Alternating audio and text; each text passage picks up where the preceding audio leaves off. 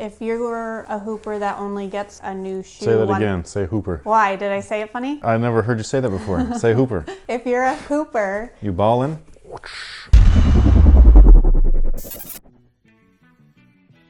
What's good, guys? This is Chris from WearTesters.com. Today we got the performance review on these bad boys right here. This is the Adidas Next Level, the completely laceless performance basketball sneaker that I am 100% impressed with because it's a really fun shoe to play in, man. I can't even believe that they did this. I'm still shocked. It made you a believer. I never not believed. You did not believe at all in the last episode. It's not that I didn't believe, it's that I was weary. I was very like, what the and I was coming off of an ankle injury, okay? And somebody sent me a sock to play and I was like, y'all are tripping. So first things first, the traction on these guys right here is pretty much identical to what I used on the Harden Volume 3. It's the same exact color, that marbled kind of like look, and it had the same exact performance as well. The very first time I played them, a little bit slick, needed some break-in time. Once that happened though, these things are just really reliable. And that's what you get when you have herringbone. Herringbone is reliable. So if the rubber compound isn't as great, at least you have something reliable to back it up with, which is what the pattern is for. One thing to note is that the rubber is on the soft side. So if you're looking to play in something like this, or even the Harden Volume 3 primarily outdoors, that's not something that I would recommend if you're looking for something that's going to last you a long time. However, for the time that they do last, they will be working well, which is great. I just, again, wouldn't like recommend for anybody like wanting something that's going to be super durable outdoors. Also, one quick thing to note is that the pattern itself is very tightly spaced. So when there is a lot of dust present on the floor, you're going to notice that, and you're going to notice it rather quickly. So you're going to want to make sure that you maintain wiping the outsoles, keeping that area free and clear of debris. Otherwise, you're going to have some slipping here or there. Again, same exact experience that I had in the Harden Volume 3. Really reliable, but there are some drawbacks to having herringbone tightly spaced. I wish that it was just a little bit like more open. Like I love this one section right here. That right there was perfect. If that was used everywhere, I think that there wouldn't have been any real issues. Now the cushion on these guys is something new for Adidas. They're calling it Light Strike, and I don't really know what that means. I don't know anything really about it other than what I felt underfoot, and it's two different things. One thing,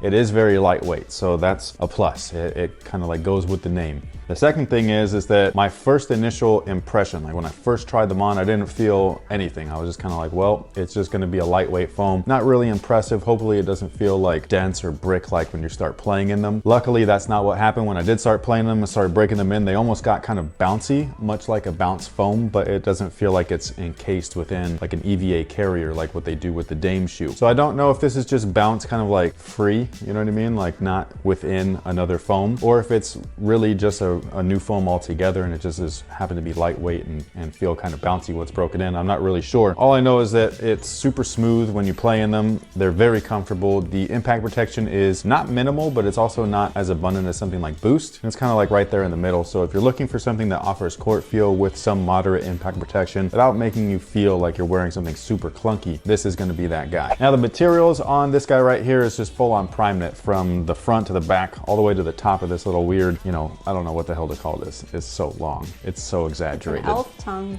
This is a straight up like, this is an elf shoe. Like if Robin needed a sneaker to play basketball in, this would be it.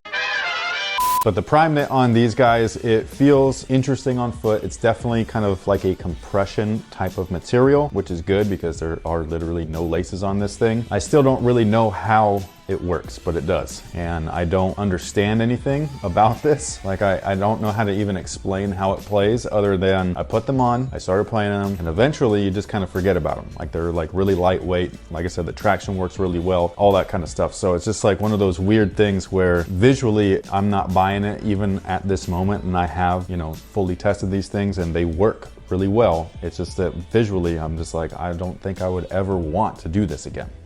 Even though it was fine. You know, you're not gonna do version 2? Version 2 of what? Next year of this, the Next Level 2. Oh, you mean Adidas? Yes. They might, and yeah, I'll play in it, but like it's just, it's still like I would never look at this and just be like, yeah, that's it right there. That's gonna be an elite performer. Now, something to note is that there are areas within this shoe right here that you can't actually see because it's kind of like a prime knit shell with something inside of it. I can't actually like see it, and you don't really feel it because you can basically like push all of this down, which is crazy. But there are sections within the material and underneath the material that stretch where you want it or where you would maybe need it. And then there are some sections that don't stretch whatsoever, mainly right here at the collar or ankle area, which I think is great. Overall durability of the material doesn't seem like it's going to last too long, at least not on the surface. Whatever's underneath it might actually hold up throughout an entire season, but as far as wear and tear goes, these guys definitely show that they've been played in, and they look like they've been played in a lot more than I actually have. How many weeks was I playing in these? Like 2, 3, something like that? 2 to 3. And it looks like I've had these for a few months. Yeah. So yeah, so I just, you know, it is one of those things. Just keep in mind, I know that for a lot of like basketball players, like this doesn't bother like me, but for a lot of people, this is kind of like their one shoe. So I understand that some people want them to look as good as possible for as long as possible. Just for me personally, I understand that if I'm going to play in them, they're going to get damaged. The overall fit, for me at least, is true to size. They are a pain in the butt to get on at first, but the more that you wear these, the more that you kind of like put them on and off, the easier that it gets, both putting them on and taking them off. I needed assistance the very first time to take them off, and I have not needed that assistance since. Again, just something to note for anybody curious. Wide footers, I think that you will be fine. It might be a little bit hard to get your foot inside at first until it starts kind of stretching out a little bit, but I think that you're going to be happy that the overall build is all knit. It is going to kind of conform to your foot almost like a leather would. And again, a lot of this material doesn't stretch in certain sections, so it shouldn't be too bad to where once you break them in and kind of like have them mold to your foot, they're not going to be overly stretched. So they should still do what they're designed to do. Lockdown, I don't really know what to say because there's nothing here to lock you down. It's just the material. I still don't know how to explain this. All I can say is that it's a trip to wear something like this. It's weird as hell that it works. You know, hats off to the design team that did this because they did it. That's the one thing. Like, I think one of my pictures that I put on Instagram, like I always like treat my Instagram like a hoop diary. I'll show you what I'm like rocking or whatever. I don't always post like every time I'm out there, but like I try to at least a couple of times per shoe. And I think the first time that I really liked these, that's all I had said. Like my caption was, they did it. I still can't believe that they did do it. It's so weird to me. Like, think about that. Lockdown in a shoe with no laces. What? It just shows that compression's intense. Not intense to like make you feel like, you know? You're suffocating, but Yeah. it's working. That's what I'm saying. It's so weird. This is definitely the weirdest thing that I've ever reviewed, both tested and reviewed. It's the most non-traditional hoop shoe. I mean, like the Jordan 33 thing was one thing, but this is on a different level, a next level.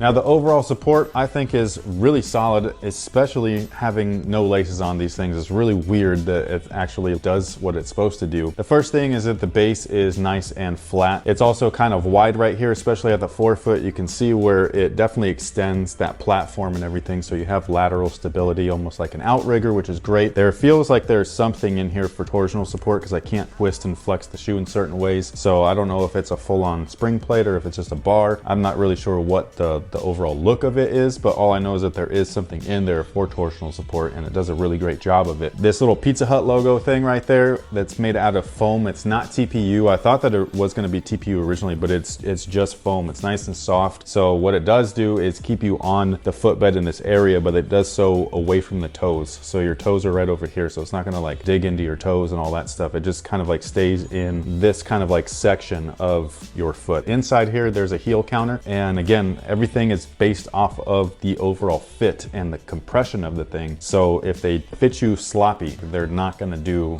what they're supposed to do. So this is why I say, like with wide footers, I would really recommend going true to size or trying the shoe on, because a lot of wide footers will go up half a size to compensate for the width that they need, and in turn they'll end up with a little bit of extra length, and if you do that, the whole shoe is not going to work because the whole thing is based off of fit. This particular shoe, fit is always a really high component to support, but in this case, it's everything. If these don't fit you right, the support, nothing's gonna work. Again, some shoes are just not meant for everybody. This might be one of those shoes. So if you try it on, it doesn't work for you, I would recommend passing on it, especially for the price. It's 80 bucks, something like that. That's expensive. And that pretty much takes care of it for the next level. These are so weird, so fun to play in though. I'm surprised. I was testing these with the Marquee Boost, I prefer this shoe. And the marquee boosts are what you were excited about. The Marquee Boosts, I think, are like, I think that they look awesome, they feel good, all that stuff, but this is the shoe where I'm just like, I don't really want to play in those, so I just want to keep playing in these. And it's so weird to even think that, because I still can't get over the laceless thing. And I'm gonna probably be weirded out by this, even if they do a next one. I'm impressed. It's so strange to me. So if you want any more information on these guys, you can check out the written performance review over at WearTesters.com. Link's gonna be in the description box below. I don't know when these are gonna be back available. They keep like putting them on and off the site. So do you remember February. the date? Oh, it is February. So yeah, so you got a little bit of time for anybody curious. Again, 180 bucks, kind of expensive, or not kind of, it just is expensive, especially for how minimal everything is. But if you're wanting to try something new, then maybe this is gonna be one of those risk versus reward type things for you. Thank you so much for watching once again, and until next time, guys, have a good one.